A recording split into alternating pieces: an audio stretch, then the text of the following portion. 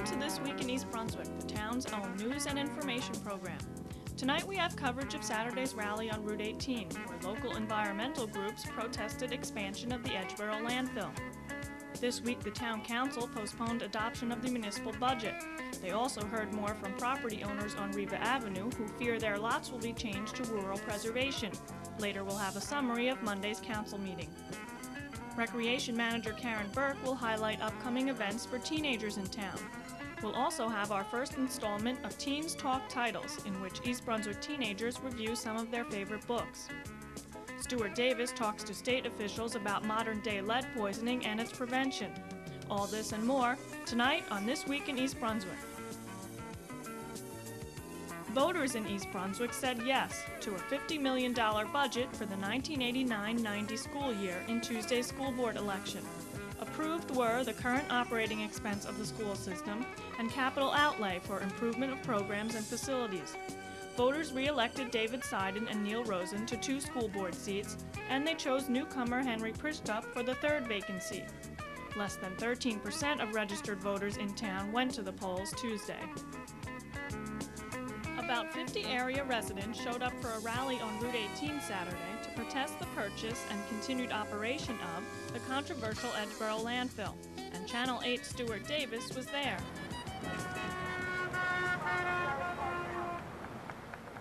Once a small town dump, Edgeboro landfill became a statewide garbage facility, quickly filling up. Now it's a county-wide facility and is about to be taken over by the Middlesex County Utilities Authority. Area residents of East Brunswick, South River, Sayreville, and Old Bridge are out this afternoon to shut the landfill down.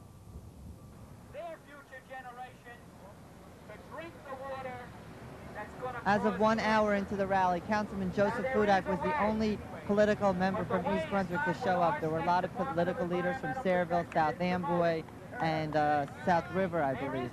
Councilman Hudak, tell me, why are you coming out to the rally today? Why I'm coming out to the rally is the fact that I have been working 9 years to close Edgeboro landfill up, and I'm sure the other council member and the mayor feels the same way. It is a very environmental sensitive area that should be on the Superfund, and I'm sure that it will be.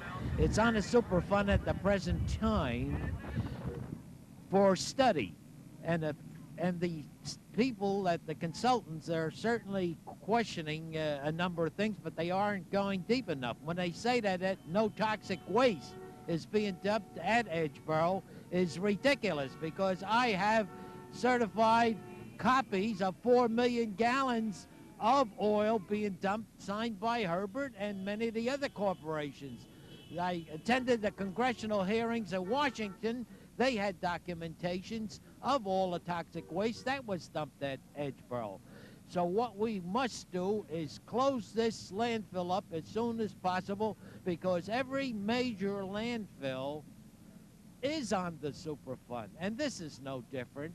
And for the county to buy 70 acres and propagate the Valley of Death is beyond all my comprehension. I'm with Stanley Fisher, who's an East Brunswick resident and has been active all along in the fight to close Edgeboro landfill, or at least to get some more stringent regulations there. Stanley, you are co-chairman of IRATE, which is an East Brunswick group. Tell me, what is the purpose of this landfill, of this rally? What do you hope to gain? Purpose of the rally is to continue reminding people that we're still opposed to the expansion of Edgeboro, and we want it to be closed now. Has there been anything recently to spur this? Any recent legislation or decisions made? No legislation, but the news that's come out in the last few months about Edgeboro has taken the situation from bad to worse. As far as toxic waste that's been dumped there, leaking of the landfill wall, things of that nature. The landfill, along with the traffic in town, have to be the 2 hottest issues of East Brunswick residents, yet the turnout doesn't seem to reflect that. How do you feel about the turnout? In comparison with other rallies we've had, and given the windy and cold weather we've got today, the turnout, I think, is actually good. But you've also got to remember, citizens have been fighting this issue for the last 10 years. And sometimes the East Brunswick residents get a little weary. All the talk about if Edgeboro landfill was closed, it would be on top of the Superfund list. Is there any fact to that? I think it deserves to be on the Superfund list. Whether the federal government would put it there or not, who knows? Okay, Stanley, anything else you'd like to say? Just keep the faith. We've got to keep pushing to close Edgeboro, and I think ultimately we'll win. Hi, I'm Dolly Baster with your arts update for this week.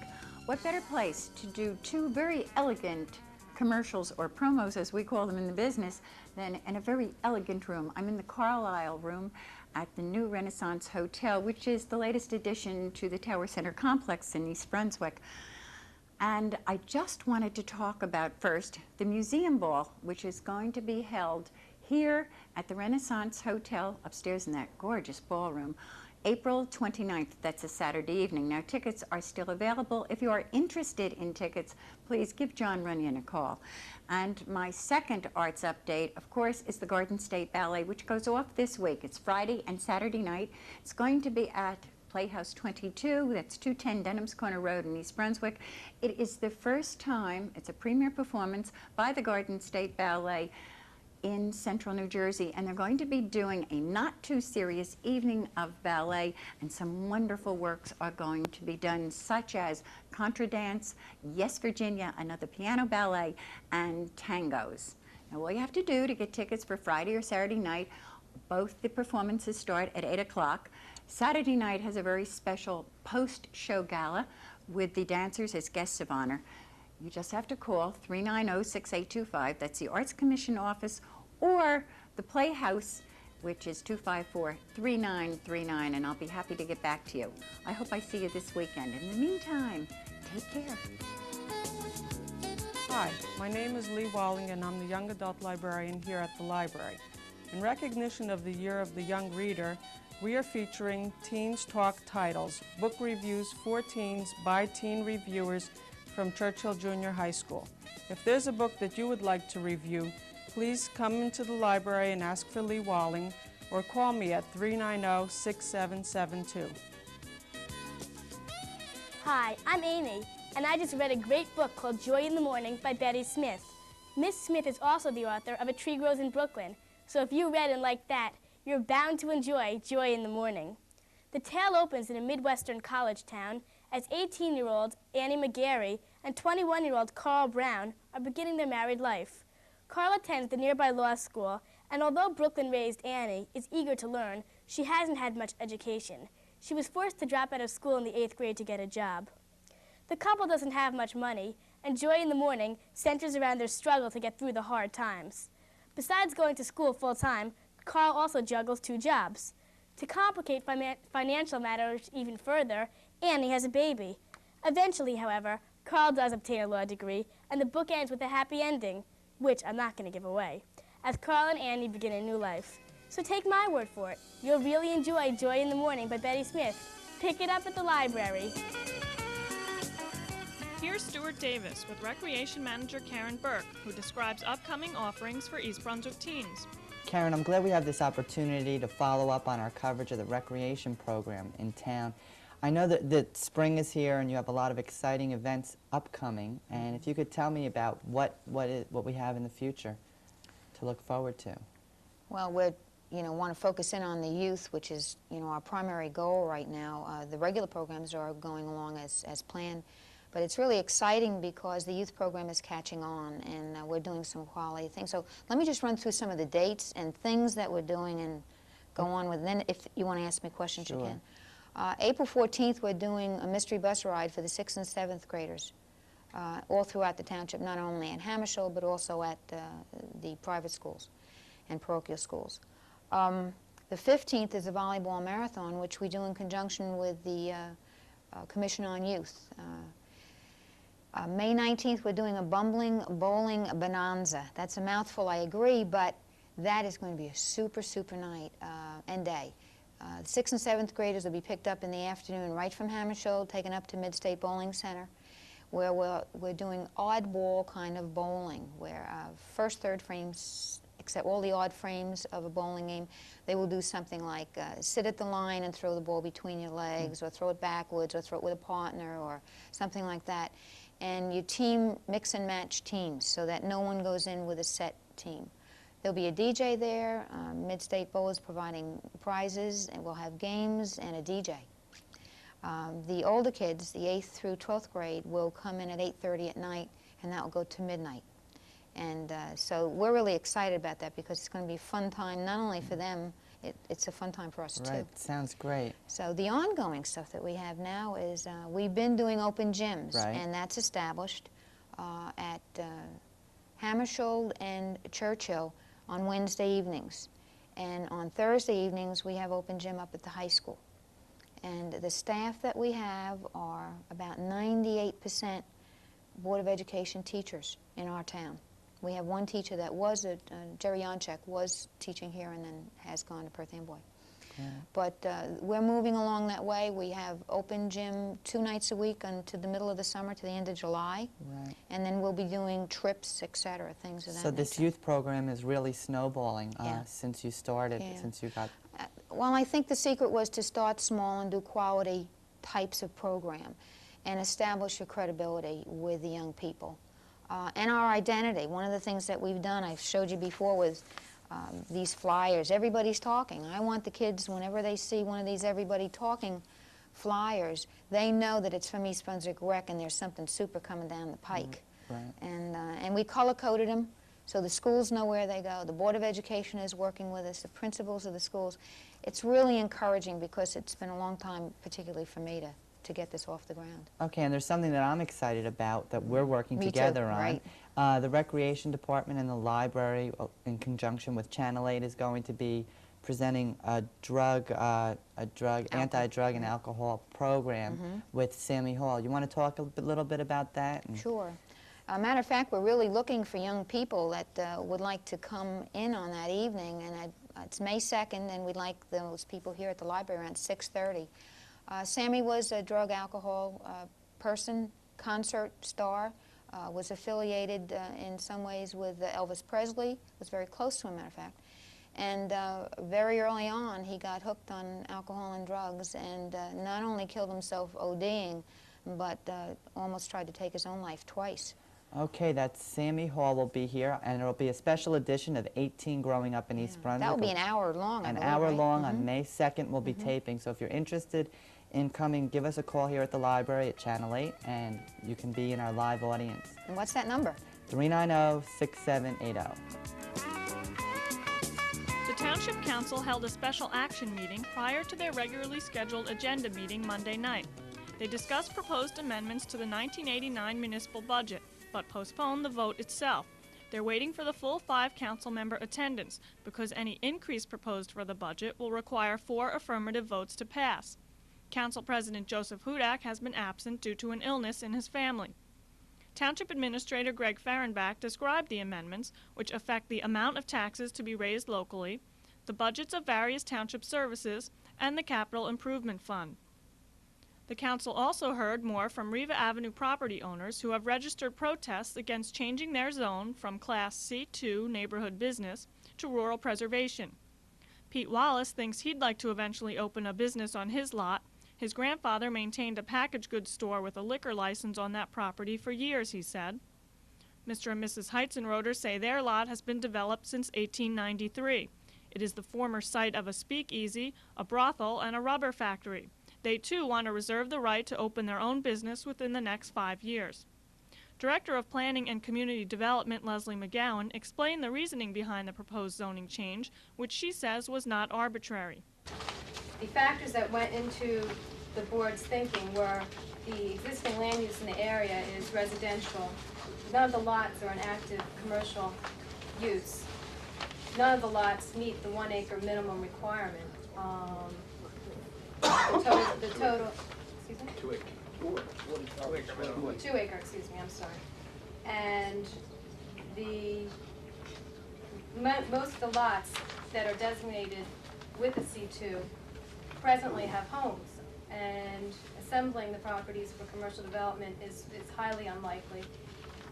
The other aspect of the planning board's concern was the proximity to commercial opportunities on Route 130 and elsewhere in South Brunswick and North Brunswick. And lastly, but not least, is the environmental conditions of the area. If This is a map of a master plan committee which identifies the physical characteristics of lands in the township. This particular location shows severe limitations for septic systems, and it was felt by the planning board that the traffic that is generated, the intensity of development necessary for the successful commercial use then here would be too intense for the area. Council member Russell Walker indicated how he will vote when the full council is in attendance. He does not support the zoning change. They will be financially burdened by changing it.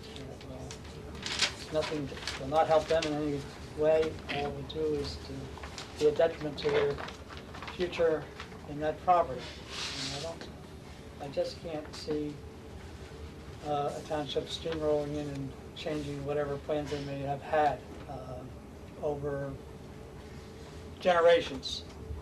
Could be one generation, they may not even think about it, but if there are thoughts of retiring and doing business there someday, I'm not about to vote to take that away from anyone.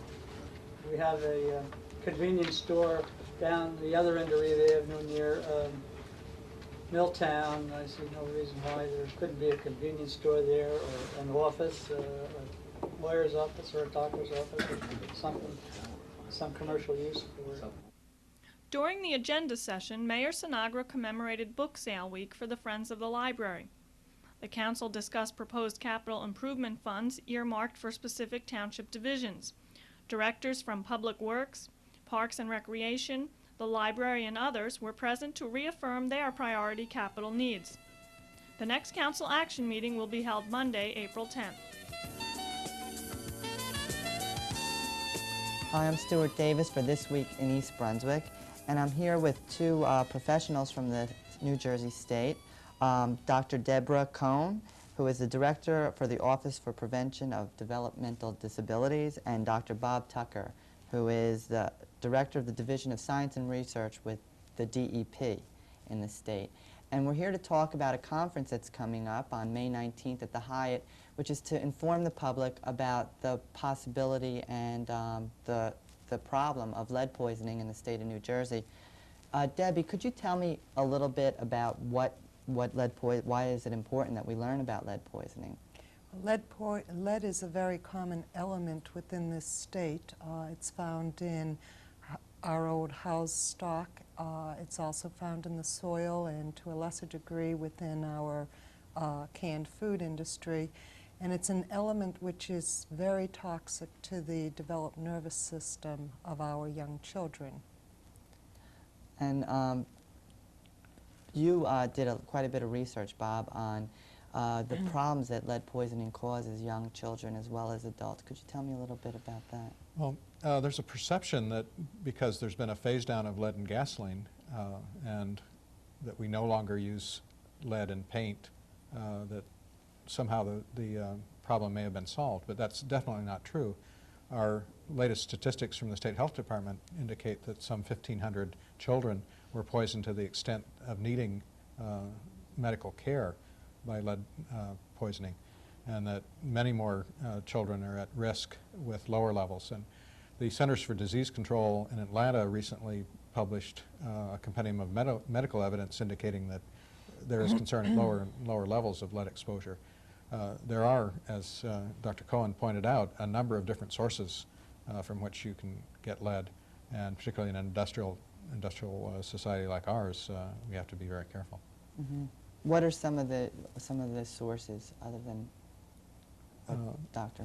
Cohen mentioned? I think there were a few others that we should. Okay. Well, she mentioned the lead in gasoline. That's being phased out, but because lead is an element that stays around, we still have soil levels from lead.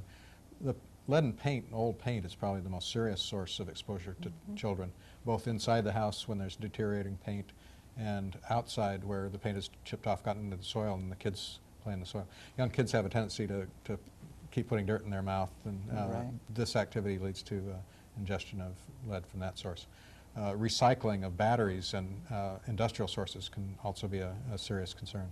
Mm-hmm. Now, what is the problem that lead can cause to people? At its lower level for children, it can cause learning disabilities and some health problems. At its most severe end, it can cause what's known as encephalitis, which results in severe mental retardation. Among adults, there seems to be a correlation between increased chance of heart disease and having been exposed to lead at a much younger age.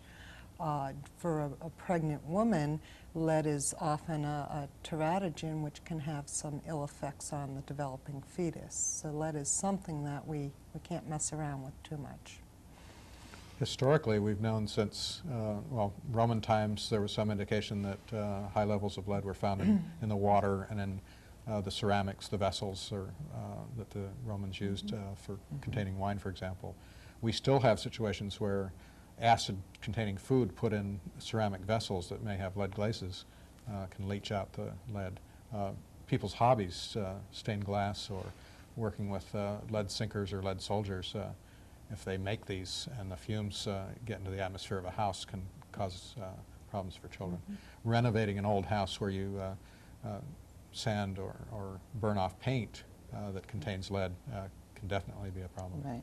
Once you're exposed to lead, is there something you can do to get rid of the problem? That may be a simple question, but children when they have high levels, are taken into the hospital and under very careful medical supervision. They can undergo what's called chelation therapy. There are organic chemicals that bind to the lead and then it's excreted. So there are. Yes, but the problem remains within New Jersey, for example, we don't, if a child has to undergo chelation because the lead toxicity is so high, after they're well again, they're put back in the environment where they were poisoned in the first place. There was studies done in Australia a good 100 years ago which had healthy children leaving the hospital, and within a month or two they were sick again. And it's because we have to be very careful to remove children from the environment while we're cleaning up a house or how that house is restored. Some parents, for example, if they're renovating an old Victorian, are very careful to remove their children while doing the inside, but don't think about the paint removal on the outside. And there have been cases, though not in New Jersey, fortunately, where children have been poisoned following a housing renovation from playing in a sandbox, with very severe consequences. And although treatment is possible, we think the best strategy is prevention. In fact, the whole idea of an Office of Prevention in New Jersey is to find strategies, ways of preventing these kinds of problems in the first place. And this will be the main focus of this conference coming up on May 19th. That's what I was just going to lead into, the conference on May 19th. Could you tell me a little bit about that? Where, when, how do I go? Yes, certainly. It will be held on May 19th. It's a full-day forum at the New Brunswick Hyatt. Information can be received from calling the Office for Prevention. The phone number is area code 609-984-3350. We'll be having 3 national speakers coming in to talk to us on basically 3 specific topics dealing with lead. First will, of course, be the health effects.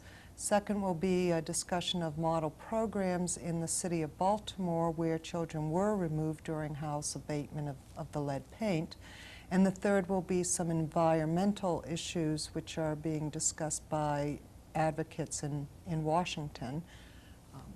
And we would really hope that this forum would be open to local public health officials, parents of children who might be particularly concerned, environmentalists who have a concern about this area.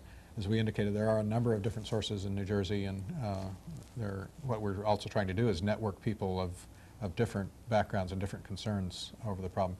The speaker that Debbie mentioned that's going to be talking about policy issues and environmental issues comes from the Environmental Defense Fund, which is an organization well versed in having citizens become more active in preventing problems. Right. So really, this is a problem that definitely is, New Jersey being such an industrial state, affects us all here, and something that we can prevent.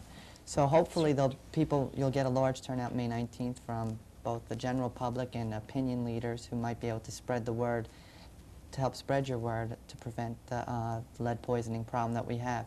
And thank you, Dr. Cohn, Dr. Tucker, I appreciate you coming. Thank you so much. Thank you. For This Week in East Brunswick, I'm Stuart Davis. The second annual Dessert Derby, sponsored by the library's Children's Department, was a tough competition for judges this year. They decided each of the 9 entries deserved some award. Prizes, including cookbooks and measuring utensils, were awarded for most unusual recipe, most original, prettiest, and so on. Children of ages 7 to 14 entered their colorful creations, and there was one adult entry. Some of the youngsters talked to us about their recipes. We made a chocolate chip cookie torte by making very large chocolate chips and putting icing in between them. Homemade icing, of course. Everything in this is homemade except for the chocolate chips. I'm Jill Gatson. I'm Jessica Greenstone. We also made party punch with grape juice, orange pineapple juice, and apple juice. It's really very good. I'm Sherry Brown, and this is my Easter basket cake, and it's simply a plain white cake, well, yellow cake, and it just has a hole in the center with coconut, which is colored green for flavor and taste and stuff, and I just decorated it with M&Ms and put candies in the middle for decoration. My name is Aaron Ratson, and this is called Surprise Pudding Sandwiches. It's not really a sandwich, though. The reason I call it a sandwich is because it has one layer and then something inside and then another layer. What I did was, I took a small box of instant pudding, and I made pudding. And I poured it in one of these little containers, and then I put it in my refrigerator to set. And once it setted, I brought it out, and I put one of these little cookies inside. Then I did the same thing as I did before. I put it in the refrigerator. And then a few minutes later, I just made the vanilla pudding and put it on top. And then just today, before I came here, I made this milk chocolate pudding. And I just sprinkled it on. That's basically how I did it. That's all for now. Thanks for watching.